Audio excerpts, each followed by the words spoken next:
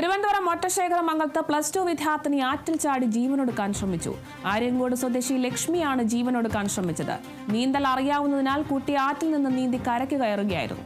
നാട്ടുകാർ ഉടൻ തന്നെ കുട്ടിയെ കാട്ടാക്കടയിലെ സ്വകാര്യ ആശുപത്രിയിൽ എത്തിച്ചു. നെയ്യാറിന്റെ കുറുകെയുള്ള മണ്ഡപത്തിൻകടവ് പാലത്തിൽ നിന്നാണ് വിദ്യാർത്ഥിനി ചാടിയത്.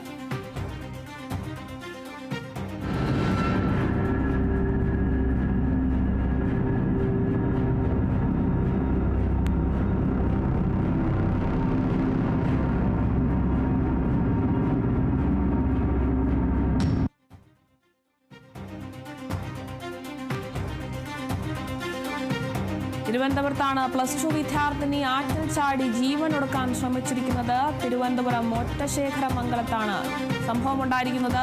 ആര്യങ്കോട് സ്വദേശി ലക്ഷ്മിയാണ് ജീവനൊടുക്കാൻ ശ്രമിച്ചത്. നീന്തൽ അറിയാവുന്നതിനാൽ കുട്ടി ആറ്റിൽ നിന്ന് നീന്തി കരയ്ക്ക് കയറുകയായിരുന്നു. നാട്ടുകാർ ഉടൻ തന്നെ കുട്ടിയെ കാട്ടാക്കടയിലെ സ്വകാര്യ ആശുപത്രിയിൽ എത്തിച്ചു. നെയ്യാറിന്റെ കുറുകെയുള്ള മണ്ഡപത്തിൻകടവ് പാലത്തിൽ നിന്നാണ് വിദ്യാർത്ഥിനി ചാടിയത്.